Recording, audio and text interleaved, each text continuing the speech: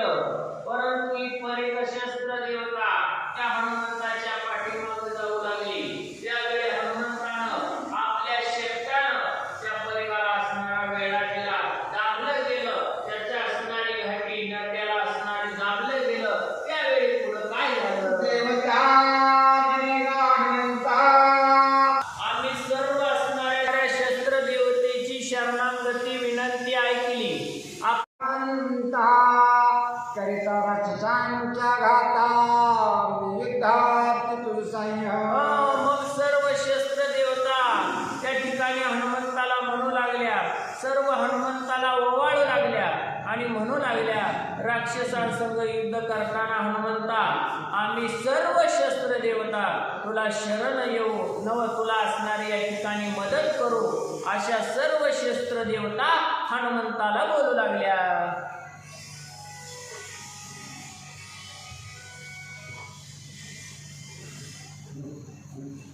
सीतामुची आद्य शक्ती ती सगांजितो लंकापती. राक्षसा विमुखयाची अर्थी साय सर्वाती राम भक्ता. त्यावेळी असणाऱ्या शस्त्र देवता म्हणू लागल्या, राजा रावण असणारा अधर्मी आहे, मग तोच असणारा आम्हाला या ठिकाणी त्रास देतोय, आम्हाला सर्वांना या ठिकाणी गांजतोय. मग असणाऱ्या हनुमंता तो रामभक्त आहे, मग असणाऱ्या रामभक्ताला नवा या ठिकाणी सर्वांना सुखी करणं, धर्माचं रक्षण करणं, यासाठी आम्ही तुला मदत करू.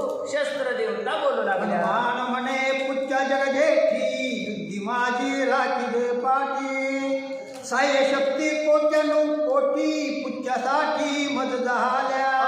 त्यावेळी असणारा हनुमंत आपल्या शक्तीला म्हणतोय, युद्धामध्ये तू असणारी माझी पाठी राखण केलेली आहे आणि तुझ्यामुळं की असणाऱ्या शस्त्र देवता या ठिकाणी मला शरण आल्या, कोट्यानुकोटी शस्त्र देवता शरण आलेल्या आहेत. एवढं असणारं कार्य शेपटी तुझ्यामुळं झालं. हनुमंत बोलू लागला. पुच्छाचे तवन करुणी पुच्छाचे लालन.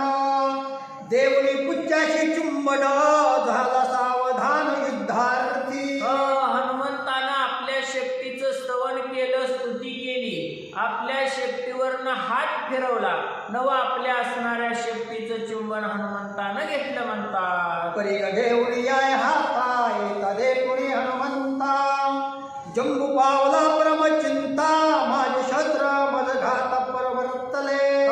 मग असणाऱ्या त्या जंबूमाळ्यानं हनुमंतावर जो परीघ टाकला होता, तो परीघ असणाऱ्या हनुमंतानं हातामध्ये घेतला आणि समोर जंबूमाळे, त्या जंबूमाळ्याला मारण्यासाठी हनुमंत येऊ लागला.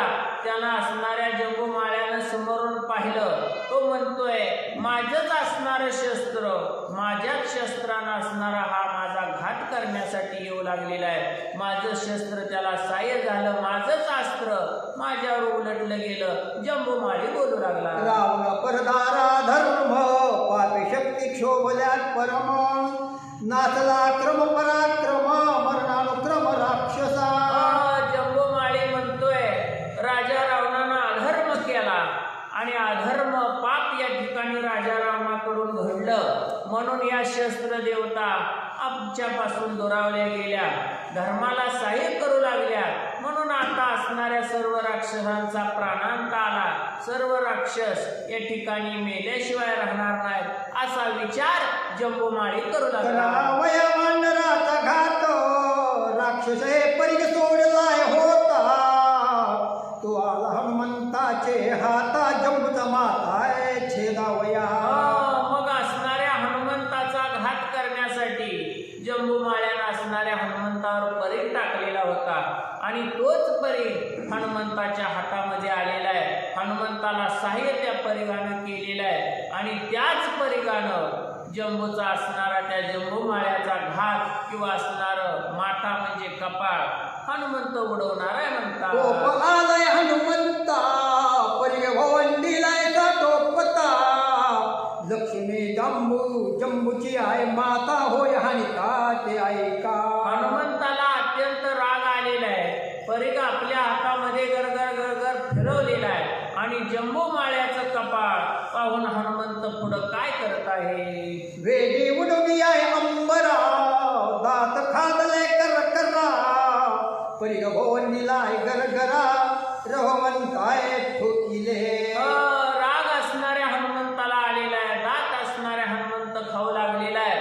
रागानं आकाशामध्ये हनुमंतानं उड्डाण केलं, परी गर गर गर गर फिरवला आणि जंबूमाळ्याच्या असणाऱ्या कपाळावर डोक्यावर मारला म्हणतात. निधडी हनुमंताची शक्ती नाच्या शरीर नाच्या असती. हात पाय नाही दिसती न दिसे व्यक्ती राक्षसा. ज्या वेळी असणाऱ्या हनुमंतानं एवढ्या रागानं गरगर गरगर फिरवून परी जंबूमाळ्याच्या असणाऱ्या मस्तकावर डोक्यावर मारला, त्यावेळी त्या मारानं त्या जंबूमाळ्याचा असणारा हाडं राहिली नाही, ती नवमास राहिलं नाही, नुसतं पीठ झाल्यासारखं हनुमंताच्या मारानं जंबूमाळी झाला. ना तो रथ ना तो वारू ना ते धनुष्य नाय शस्त्र संभारू. वानरे केला व्यक्त मारून दिसे गोचरू राक्षसा. मग असणारा त्या ठिकाणी त्याचा रथ घोड शस्त्र सामुग्री सर्व असणाऱ्या हनुमंतानं त्या ठिकाणी नाहीशी केली. दुर्धर हनुमंता काय घात जीव मारून याय तेथ. घायवट न दिसे प्रेत केला भस्मात राक्षसा. दुर्धर असा असणारा हनुमंतानं मार त्या असणाऱ्या जंबूमाळ्याला दिला आणि त्याचं असणारं शरीर त्या ठिकाणी दिसलं नाही, नव त्या असणाऱ्या शरीरावर घाव दिसला नाही, सर्व असणारं त्या ठिकाणी भस्म केल्यासारखं हनुमंतानं केलं. आणि हनुमंतय महाबळी ऐशिया परी जंबूमाळी. परी घाय मेळविलाय धुळी रण रांगोळी करोनी. मग असा असणारा जंबूमाळे हनुमंतानं असणाऱ्या परिघाचा घाव त्या जंबूमाळ्यावर मारला आणि या भूमीवरची असणारी माती असावी असे असणारा त्या जंबूमाळ्याचं शरीर केलं. जंबुई मारिला ते मारुती प्रहत बोंबिले होतो ही हत्ती. द्यावया मंत्राग्नी पुरती शोधित असती न लभेची. राजा रावणाचा असणारा प्रहस्त प्रधान, मग त्याचा असणारा मुलगा हा जंबू होता. तो प्रहस्त प्रधान त्या असणाऱ्या हनुमंतानं ज्या ठिकाणी जंबूमाळ्याला मारलं त्या ठिकाणी आलेला आहे. जंबूमाळ्याच्या असणाऱ्या अस्थी म्हणजे असणारे हाडं, त्याचं असणारं काय प्रेत आहे का ते पाहण्यासाठी आला, परंतु त्याला तिथं काहीही सापडलं नाही. तो असणारा त्या ठिकाणी प्रस्त बोंबलू लागला. पावनिया पुत्र शोक एवढी रावण सम्मुख. प्रस्थ करी महाशंक दुर्धर दुःख घोटेना. तिथून असणारा राजा रावणासमोर गेलेला आहे, दुःख करू लागलेला आहे. राजा रावणासमोर जाऊन असणारा तो प्रस्त रडू लागला म्हणतात. कोणती सुटली मोकली प्रसाद डोळ्याची ती तळी. ज्येष्ठ पुत्र जंबूमाळी वानरे धुळी मिळविला. प्रस्ताची असणारी केस मोकळी सुटलेली आहे, त्या राजा रावणासमोर लोळू लागला. माझा असणारा थोरला मुलगा जंबूमाळी आज या ठिकाणी मारला गेला. दुःखित असा प्रस्त झाला. युद्धी पडला प्रहस्त कुमर इतर प्रधानांचे पुत्र. वेळी मोकली दश शिर रणिरा वानरे मारावया. प्रस्त प्रधानाचा मुलगा जंबू असणारा या रणभूमीच्या ठिकाणी मारला गेला. मेल्यानंतर राजा रावणानं इतर जे असणारे राजा रावणाचे प्रधान होते त्यांची असणारी मुलं राजा रावण हनुमंतासंग युद्ध करण्यासाठी पाठवू लागला. रावणाचे सगळ्यात प्रधान पुत्र आहे अति गर्वित. महावीरांचे दृष्टी नाही गणित बळोन्मत आहे प्रतापे. मग राजा रावणाच्या असणाऱ्या सभेमध्ये ही प्रधानाची मुलं उन्मत्त अशी असणारी झालेली होती, बळानं उन्मत्त. त्या ठिकाणी कुणाचंही ऐकून घेत नव्हती. अशी असणारी प्रधानाची मुलं राजा रावण हनुमंतासंग युद्ध करतात. शस्त्रास्त्र निपुण आहे नित्य हेरे रणापेक्षित अति समर्थ आहे युद्धार्थी. शस्त्रास्त्रामध्ये प्रवीण अशी असणारी प्रधानाची मुलं होती, इतर कुणाचंही ऐकत नव्हती. अशी असणारी पराक्रमी शूर अशी प्रधानाची मुलं होती. युद्धाग्रणी प्रधान सुद्धा निवडोनी आहे समर्थ. हनुमंताची युद्धार्थ धारी लंकनाथ साक्षेपे.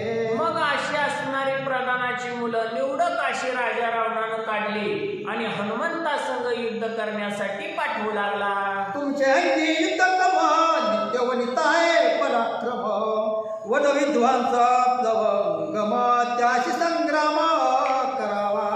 राजा रावण असणाऱ्या त्या प्रधानाच्या मुलाला म्हणतोय, तुम्ही असणाऱ्या या ठिकाणी अखंड सभेमध्ये आपला पराक्रमाचं वर्णन करता, मी असं करेल, मी तसं करेल. तर आता तुम्ही काय करा, तर असणाऱ्या अशोकवनाचा विध्वंस त्या वानरानं केलेला आहे, त्या वानराला असणार तुम्ही मारा. राजा रावण बोलू लागला, तुम्ही अवघे युद्ध समर्थ बांधुनी आणावाय हनुमंत ना तरी करावा त्या काय घात पाहो पुरुषार्थ तुमचा. राजा रावण त्या प्रधानाच्या मुलाला म्हणू लागला, तुम्ही एक तर असणाऱ्या त्या वानराचा घात करा, नाहीतर असणाऱ्या त्या वानराला या ठिकाणी बांधून आणा. तुमची किती ताकद आहे, तुमचा किती पराक्रम आहे ती मी बघतो. रावण बोलू लागला, थोरवाणी वेच मात नित्य सांगाय सगळ्यात तोच दावाय पुरुषार्थ युद्ध हनुमंत जिंकुनी. राजा रावण त्या प्रधानाच्या मुलाला म्हणतोय, तुम्ही सभेमध्ये रोज आपला असणारं मी असं करेल, मी तसं करेल, माझा असा पराक्रम आहे असं सभेमध्ये बोलता. मग आज त्या वानरासंग युद्ध करा, वानराला धरून आणा किंवा मारा. हे असणारा तुमची किती ताकद आहे, तुमचा किती पराक्रम आहे ती मी आज बघतो. राजा रावण संकटाय लंकनाथ प्रधान पुत्र समस्त वेग संजोग गाडी रथ शीघ्र युद्धांत निघाले. मग राजा रावणानं असं सांगितलं, तुम्ही त्या वानरासंग युद्ध करा, बघू तुमची किती ताकद आहे. त्यावेळी या असणाऱ्या प्रधानाच्या मुलांनी रथ असणारं सज्ज केलेलं आहे आणि आपापलं रथ सज्ज करून हनुमंतासंग युद्ध करण्यासाठी विराजित शृंगारीले अश्वरथ ध्वज पराकाय डोलत रथ शोभताय अतिशोभा. रथ असणारं शोभिवंत असं केलेलं आहे, सोन्याच्या असणाऱ्या माळा गळ्यामध्ये घातलेल्या आहे, पताका असणाऱ्या आपल्या रथाला त्या ठिकाणी लावलेले आहेत आणि असं शस्त्रास्त्र घेऊन ही असणाऱ्या प्रधानाची मुलं हनुमंतासंग युद्ध करण्यासाठी हनुमंत परतो मातृगामी येत आयुष करून आहे शपथ आले समर्थ युद्धार्थी.